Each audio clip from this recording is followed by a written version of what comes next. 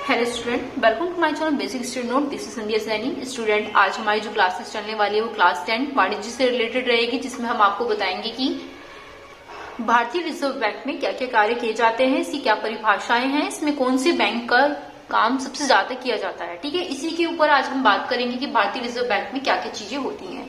तो स्टूडेंट, यहाँ पर आप कुछ टॉपिक देख रहे होंगे। केंद्रीय बैंक से आशय एवं परिभाषाएं, रिजर्व बैंक ऑफ इंडिया की स्थापना, रिजर्व बैंक ऑफ इंडिया की स्थापना के उद्देश्य जो यहाँ पर दिए हुए हैं। रिजर्व बैंक ऑफ इंडिया का राष्ट्रीयकरण, रिजर्व बैंक ऑफ इंडिया का प्रबंध एवं संगठन, रिजर्व बैंक ऑफ इंडिया के कार्य, रिजर्व बैंक ऑफ इंडिया के वर्जित कार्य, रिजर्व बैंक ऑफ इंडिया का भारतीय स्टेट बैंक से संबंध, रिजर्व बैंक ऑफ इंडिया की सफलता या महत्व, रिजर्व बैंक इंडिया की विफलताएं, या फिर रिजर्व बैंक इंडिया का साख नियंत्रण। तो ये सारे टॉपिक जो आज मैं आपको बताऊंगी, इसमें कुछ टॉपिक हमारे इंपोर्टेंट रहेंगे। उसी टॉपिक के बारे में आज हम बातें करेंगे, समझाएंगे आपको कुछ टॉपिक।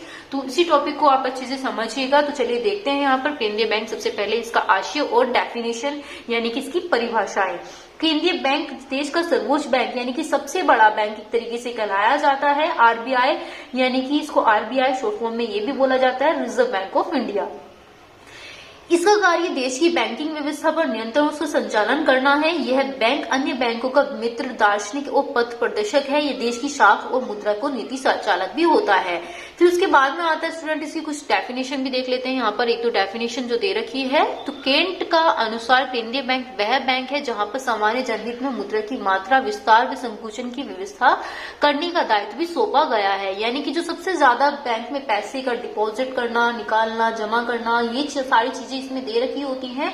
तो इन सबका संकुचन और विस्तार कहां पर किया जाता है, वो आरबीआई बैंक में ही किया जाता है। तो आरबीआई बैंक की सबसे खास बात क्या है, इसकी सबसे खास बात ये है कि ये सबसे ज्यादा बड़ी मात्रा में मुद्रा का विस्तार करता है, संकुचन की व्यवस्था करता है और इसी के ऊपर सबसे बड़ा दायित्व भी सौंपा जाता है। बैंक ऑफ इंटरनेशनल सेटलमेंट के अनुसार ये चीज बातें कही गई हैं कि जो केंद्रीय बैंक वह बैंक है जो देश की चलन साख मुद्रा की मात्रा का नियमन भी करते हैं। ठीक है स्टूडेंट, अब इसकी जो मेन डेफिनेशन है वो भी हम आपको दिखा देते हैं। केंद्रीय बैंक एक ऐसी संस्था है जो देश के मौद्रिक और बैंकिंग साख व्यवस्था का इस प्रकार से नियमन और निर्देशन करती है जिससे कि देश की आर्थिक प्रगति वांछित गति से उचित दिशाओं में होती है। तो स्टूडेंट, यहाँ पर जो दे रखी है वो केंद्रीय बैंक से रिलेटेड डेफिनेशन है, जिसमें मुद्रा का कार्य होता है, बैंकिंग व्यवस्था होती है, शाख व्यवस्था होती है, उसका नियमन यानी कि उसके कुछ रूल्स भी होते हैं, उसके निर्देशन भी दिए जाते हैं जो देश की आर्थिक स्थिति के लिए जरूरी होते हैं, जो दिशाओं का भी ज्ञान कराते हैं। उसके बाद स्टूडेंट, ये जानना बहुत जरूरी है कि रिजर्व बैंक ऑफ इंडिया की स्थापना कब हुई थी, किसने की। तो ये स्टूडेंट बहुत मोस्ट इंपोर्टेंट क्वेश्चन है। ये कई बार आपका एग्जाम में आ चुका है, कई बार पूछा गया है और इस बार भी शायद हो सकता है पूछा जाए। तो आप इस क्वेश्चन को ध्यान से समझिएगा और इसमें ये भी जानिएगा कि ये रिजर्व बैंक ऑफ इंडिया की स्थापना कब की गई थी। तो 1806 में बैंक ऑफ बंगाल, 1840 में बैंक ऑफ बम्बई और 1843 में बैंक ऑफ मद्रास की स्थापना की गई और इन तीनों बैंकों को मिलाकर ही प्रेसिडेंसी बैंक बनाया गया। प्रथम विश्व युद्ध जब हुआ था तो विश्व में महान आर्थिक संकट होने के कारण इसे सुलझाने के लिए 1920 में ब्रुसेल्स में एक अंतर्राष्ट्रीय मुद्रा सम्मेलन हुआ, जिसमें क्या एक केंद्रीय बैंक की स्थापना का सुझाव दिया गया। जब केंद्रीय बैंक की स्थापना का सुझाव दिया गया था तब उसमें 1981 में तत्कालीन सरकार ने तीनों प्रेसिडेंसी बैंकों को मिलाकर के इंपीरियल बैंक की स्थापना की थी। ठीक है, कौन से तीन बैंक थे वो, bank of Bengal, bank of Bombay, bank of Madras, इन तीनों को मिलाकर के इंपीरियल बैंक की स्थापना की गई थी। उसके बाद में जब केंद्रीय बैंक समस्त कार्य करने का अधिकार दे दिए गए तो उसमें प्रत्येक नोट को निगमित करने का अधिकार नहीं दिया गया। 1926 में हिल्टन यंग आयोग ने, 1931 में केंद्रीय बैंकिंग जांच का आयोग द्वारा रिजर्व बैंक की स्थापना पुनः सुझाव दिए गए। अतः 1934 में रिजर्व बैंक ऑफ इंडिया को अधिनियम पारित हुआ। 1 अप्रैल 1935 से देश की केंद्रीय बैंक के रूप में रिजर्व बैंक ऑफ इंडिया ने अपना कार्य प्रारंभ कर दिया और इसी बैंक की स्थापना, इसी बैंक से यानी कि जो रिजर्व बैंक ऑफ इंडिया, इसकी स्थापना हो गई। यानी कि विकास भी हुआ और साथ में इसमें सुधार भी देखा गया, इसका महत्वपूर्ण योगदान भी मिल गया। किसे, रिजर्व बैंक ऑफ इंडिया को। तो ये बात हमेशा याद रखिएगा, रिजर्व बैंक की स्थापना कब की गई, 1 अप्रैल 1935 में की गई, 1 अप्रैल 1935 में। तो ये आपको याद रखना है। सभी स्टूडेंट ध्यान से सुने क्योंकि ये टॉपिक इंपॉर्टेंट है और ये वीडियो भी आपके लिए इंपॉर्टेंट है। तो इस वीडियो को कंटिन्यू देखते रहिएगा। इसका नेक्स्ट टॉपिक है student, reserve bank of India की स्थापना का उद्देश्य क्या होता है।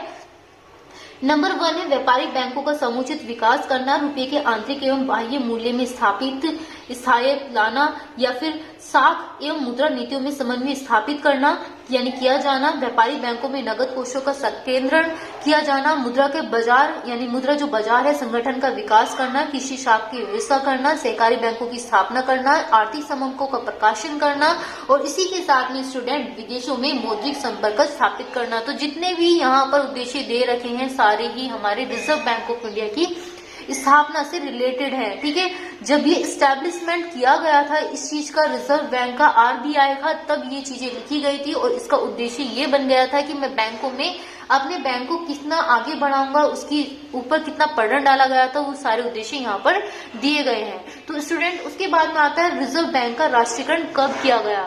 अब रिजर्व बैंक का राष्ट्रीयकरण भी किया गया था। प्रारंभ में रिजर्व बैंक की स्थापना निजी क्षेत्र में की गई। 31 दिसंबर 1948 में यह बात की गई थी कि जो अंशधारियों का सामूहिक कार्य करता रहा है उसकी अधिकृत पूंजी 5 करोड़ थी और 100 रुपए देकर के 5 लाख अंशों में विभक्त किया गया। 1 जनवरी 1949 में रिजर्व बैंक को राष्ट्रीयकरण में किए जाने का स्थायी स्वामित्व तथा प्रबंध सरकार के हाथों में आ गया। इसी प्रकार क्या होता है, जो सरकारी बैंक होते हैं वो कार्य करना प्रारंभ कर देते हैं और सरकार ने इस अंशधारियों को 100 रुपए में अपने अंश का 100 रुपए का सरकारी बॉन्ड तथा 18 रुपए में 62 पैसे की राशि नगद भुगतान में दी गई। वर्तमान में यह बैंक पूर्णतः सरकारी बैंक है। रिजर्व बैंक ऑफ इंडिया का प्रबंधन एवं संगठन, ये चीज हमारी इतनी ज्यादा पूछी जाती है कि इसका कितने कौन कौन करता है, उसमें कौन कौन से प्रबंध होते हैं, संगठन किए जाते हैं। तो ये चीज स्टूडेंट आप जानेंगे क्योंकि ये जानना बहुत ज्यादा जरूरी है इसके बारे में। रिजर्व बैंक में प्रबंध केवल कितने होते हैं, 20 सदस्य होते हैं और केंद्रीय मंडल में संचालित किया जाता है जिसका विवरण अग्रगृहित किया गया है, यानी कि आगे। तो स्टूडेंट देखिएगा, एक गवर्नर होता है, इसमें 4 डिप्टी गवर्नर होते हैं जो सरकार में नियुक्त पूर्णकालिक अधिकारी होते हैं। ये आपसे पूछ लिया जाता है कि एक रिजर्व बैंक में कितने प्रबंधन, कितने संगठन कार्य करते हैं। 10 केंद्रीय सरकार द्वारा मनोनीत संचालक होते हैं, 4 स्थानीय बोर्ड में चुने गए संचालक होते हैं और 1 केंद्रीय सरकार द्वारा मनोनीत सरकारी अधिकारी, प्राय भारत सरकार का वित्त सचिव इन सभी गवर्नर में बड़ा होता है। तो यहाँ पर देखिएगा स्टूडेंट, स्थानीय बोर्ड होता है पूरे देश में उत्तरी, दक्षिणी, पूर्वी तथा पश्चिमी 4 क्षेत्रों में बांटकर प्रत्येक क्षेत्र के लिए पृथक स्थानीय बोर्ड बनाए गए, जिसके लिए कार्यालय क्रम से दिल्ली, चेन्नई, कोलकाता तथा मुंबई में है। प्रत्येक क्षेत्र में एक स्थानीय मंडल है तथा केंद्रीय, जो प्रत्येक बैंक स्थानीय बोर्ड में 5 सदस्य होते हैं जिनकी नियुक्ति सरकार द्वारा उसी क्षेत्र से की जाती है। प्रत्येक स्थानीय बोर्ड का एक अध्यक्ष होता है जो सदस्यों द्वारा चुना जाता है। तो सभी स्थानीय बोर्ड केंद्रीय निदेशक मंडल के आदेशानुसार कार्य करते हैं जो स्थानीय बोर्ड में होते हैं। तो स्टूडेंट, स्थानीय बोर्ड से रिलेटेड क्वेश्चन बहुत बार आया है। मैं फिर से आपको बता देती हूँ, ये टॉपिक आपकी जितने भी मैं आपको बता रही हूँ ये इंपॉर्टेंट टॉपिक है और इन टॉपिकों को आप अच्छे से पढ़िएगा, तभी आपको ये समझ में आने वाले हैं। जितना मैं आपको समझा रही हूँ उसे ध्यान से सुनिएगा। नोट निर्गमन विभाग, यह विभाग पत्र मुद्रा का निर्गमन संचालन का कार्य करता है। बैंकिंग विभाग, इस विभाग का प्रमुख उद्देश्य देश की बैंकिंग प्रणाली को नियंत्रित करना है। यह विभाग 3 उप विभागों की सहायता से सामान्य बैंकिंग का कार्य करता है। इसमें 3 विभाग होते हैं, निरीक्षण विभाग, संचालक विभाग और निस्तारण विभाग। निरीक्षण विभाग का क्या काम होता है, यानी कि निरीक्षण करना बैंकों का वार्षिक रूप से। संचालन विभाग का क्या कार्य होता है, बैंकों के बैंक संबंधी समस्त कार्य को देखना होता है, करना होता है। निस्तारण करना, यह कमजोर बैंकों को बंद करने के लिए देने संबंधी कार्य करता है। उसके बाद में आता है स्टूडेंट कृषि शाख विभाग। बहुत बार ये बात पूछा जाता है कि जो कृषि शाख विभाग है वो विभाग किस तरीके से होता है। वो कृषि विभाग शाख का संचालन यह सरकारी बैंक संस्थाओं द्वारा किया जाता है। शाख में भी यह प्रदान करता है कि यह विभाग जो उसी बैंक को भी पूरी करता है तो वो भारत सरकार द्वारा अखिल सहायकारी बैंक न हो पाने पर भी किया जा सकता है। तो विनिमय विपत्र नियंत्रण जो विभाग होता है, यह विभाग विनिमय बैंकों का कार्य करता है तथा देश विदेश के विदेशी विनिमय संबंधी समस्याओं को हल करने में सरकार की सहायता करता है। आयात निर्यात संबंधी कार्यों का देखभाल करता है। यह देश की यात्रा संबंधी नियमों का भी संचालन करता है। तो स्टूडेंट, आपने जाना कि जो प्रबंध है उसका संगठन है वो किस तरीके से किया जाता है आरबीआई में, यानी कि रिजर्व बैंक ऑफ इंडिया में। उसी के साथ में देखिए रिजर्व बैंक ऑफ इंडिया के में वर्जित कार्य किस तरीके से किए जाते हैं। जमाओं पर ब्याज न देना, यह अपने पास सुरक्षित कोष में जमा राशि का कोई भी ब्याज नहीं दे सकता है। अन्य व्यवसाय का कार्य नहीं करता है। अचल संपत्ति में कार्य पर रोक लगा दिया जाता है। ऋण देने पर प्रतिबंध भी होता है। अंशों का कार्य न करता है, क्रिया नहीं करता है, यानी खरीद नहीं सकता है। जनता को ऋण नहीं दे सकता है, उधार नहीं दे सकता है। निर्धारित अवधि से अधिक ऋण नहीं ले सकता है। विपत्र संबंधी प्रतिबंध नहीं करता है। तो ये सारी चीजें जो हमारे यहाँ पर दे रखी हैं वो रिजर्व बैंक में वर्जित कार्य है। ये चीजें नहीं की जाती हैं। आरबीआई बैंक इस चीजों को अलाउ नहीं करते हैं कि जो जमाओं पर ब्याज दे, अन्य व्यवसाय पर न करना हो। तो ये सारी चीजें रिजर्व बैंक में वर्जित कार्य के रूप में मानी जाती है। उसके बाद देखिएगा student, reserve bank of India भारतीय स्टेट बैंक में क्या संबंध है। तो जो संबंध है इनका, जो state bank of India reserve bank of India का प्रतिनिधि करता है। जिन नगरों में रिजर्व बैंक की शाखाएं नहीं होती वहां स्टेट बैंक इसके प्रतिनिधि के रूप में कार्य करता है। स्टेट बैंक का कार्य, इस कार्य के लिए रिजर्व बैंक में कुछ कमीशन भी मिलता है, जो संक्षेप के रूप में रिजर्व बैंक स्टेट बैंक के माध्यम से प्रधान अभिकर्ता को संबंध करता है। तो स्टूडेंट यहाँ पर देखिएगा रिजर्व बैंक ऑफ इंडिया की जो सफलताएं हैं, महत्व है, वो किस तरीके से है स्टूडेंट ये जानिएगा। सबसे पहला पॉइंट है यहाँ पर जो दे रखा है, रिजर्व बैंक को स्थापित करने में लगभग 75 वर्ष हो चुके हैं, जिसमें परंतु किसी भी बैंक में जीवन काल में यह अवधि बहुत ही छोटी होती है कि यदि भारत में कोई भी विकासशील देश हो या फिर इसके संदर्भ में कोई कार्य का आंकलन किया गया हो तो रिजर्व बैंक इस चीज का कार्य यानी कि कार्यकाल में इस अवधि की छोटी प्रतीत होती है। तो इसका कहने का मतलब ये है कि जो रिजर्व बैंक है उसका 1935 हो चुका है। आज जो इसकी स्थापना हुई है वो 1935 में हुई है, और परंतु स्वतंत्र रूप से कार्य करने का जो अवसर उसको दिया गया है 1949 में से प्राप्त हुआ है। जबकि सरकार ने इस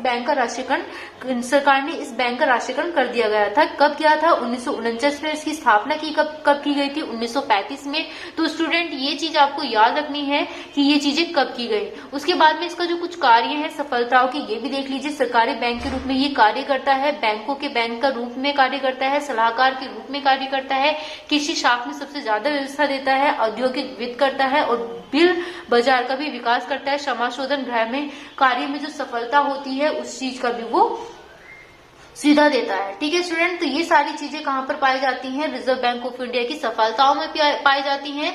उसके बाद में इसमें कुछ विफलताएं भी पाई गई हैं। बैंक की जो विफलताएं हैं वो ये हैं, यह सत्य है कि जो रिजर्व बैंक ऑफ इंडिया जो बैंक है अपने कार्य में क्षेत्र में अत्यधिक सफलता प्राप्त की है, परंतु इस सत्य को कभी नहीं झुटलाया जा सकता है कि कई क्षेत्रों में असफलता का मुंह देखना भी पड़ा है। ऐसा कभी नहीं हुआ है कि जहां पर सफलता हो कहीं ना कहीं असफलता जरूर होता है इंसान। और इंसान यहाँ पर, जब इंसान की बात की गई तो यहाँ पर बैंक से रिलेटेड यहाँ पर कुछ विफलता है। जैसे कि मैंने आपको बताया कि जितनी ज्यादा मेहनत करने पर भी वहां पर विफलताएं प्राप्त करी, सफलता मिलने के बावजूद। तो यहाँ पर पहला पॉइंट उसका दे रखा है, मुद्रा प्रसार को रोकने में विफल रहा। यानी कि मुद्रा का प्रसार इतना ज्यादा बढ़ता जा रहा था कि रिजर्व बैंक ऑफ इंडिया इसमें सबसे ज्यादा विफल रहा है।